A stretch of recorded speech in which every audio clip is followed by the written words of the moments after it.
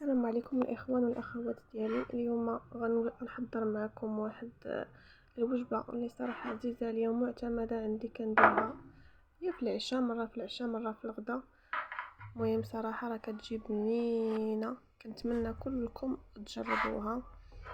كنتمنى تدعموني في هذه القناه، قناه جديده ما تبخلوش عليا باليجين. المهم كناخذوا اللحيمات. في الايامات العاديه ما كانش عندك اللحم تقدري تستغني عليه ديري الدجاج ولا اللحم ديال بيبي. المهم اللي كان كتقطع عليهم. هنا راه قطعت حبه ديال البصل، كتقطعيها شويه دقيقه، وكتاخدي جوج حبات ديال الطماطم وكتحطيهم على هاد الطريقه هادي، 3 ديال الحبات.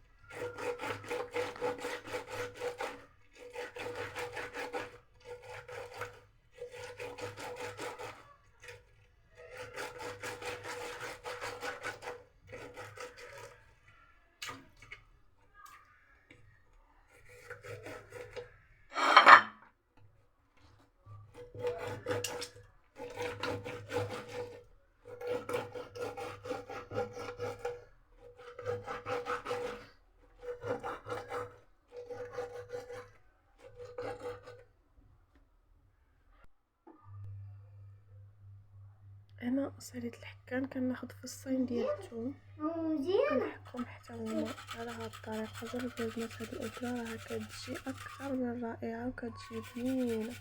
انا متاكده نهار غديري هاد الاكله هادي غتولي معتمده عندك، غتبقاي ديريها دائما، حيت صراحه المذاق ديالها والبنه ما كتقاومش. تبعي غير الطريقه اللي كندير انا في الفيديو راه غيطلع معاك وغينجح.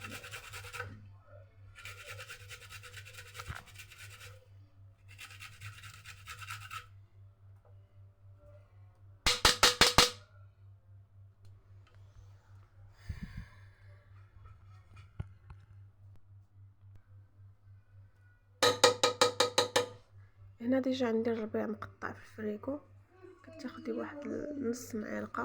هنا كنور اختياري حتى هو، غير كان عندي هاد النصيج حتى هو ضفته. فاش كديري الدجاج ولا اللحم ولا هذا ما كتحتاجيش كنور صافي. وكديري العطريه ديالك اللي هي شويه ديال الزيت. هنا نقولي 4 كاس ديال الزيت.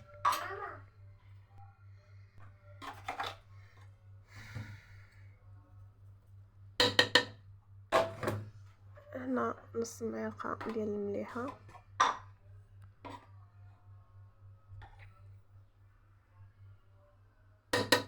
سكينجبير،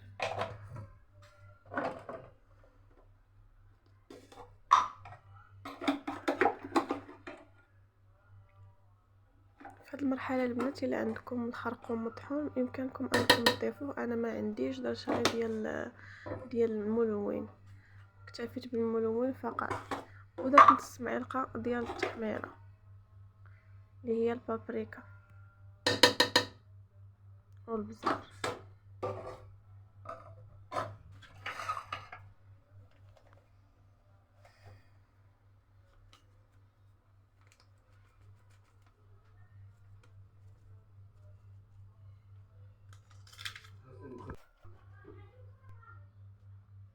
هنا راه تقلات ليا مزيان. شوفوا الطريقه والقوام اللي خصو يكون. صافي من بعد كتمرقي وكتسدي على اللحم، كيطيب واحد نص ساعه بحال هكا، حتى 20 دقيقه. عاد كتضيفي الخضره اللي بغيتي تخضري بها الرز. انا كنفضل كندير قطع ديال الخيزو وشويه اللوبيا الخضراء والبطاطا.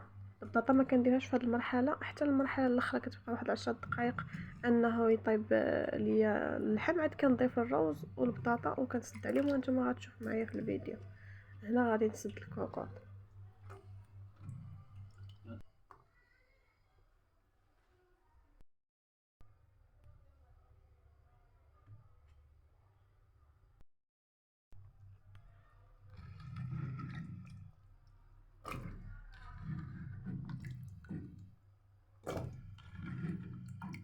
هنا حليت على الكوكوط ديالي صافي، راه الخيزو واللحيمات طابو.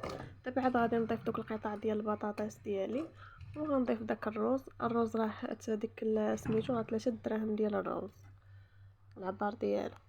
صافي تاني وغنعاود نسد على الكوكوط وغنردها طيب واحد 10 دقائق بحال هكاك صافي ودغيا كيوجد.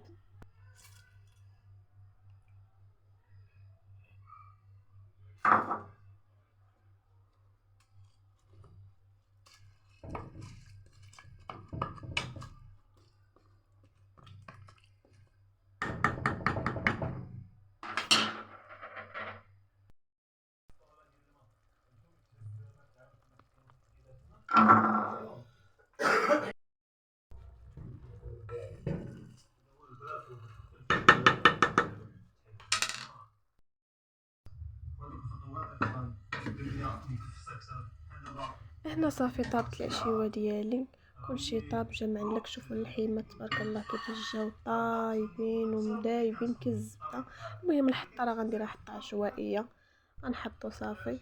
المهم كنتمنىكم انكم تجربوا هاد الاكله هذه، راه كتجي صراحه رائعه وبنينه.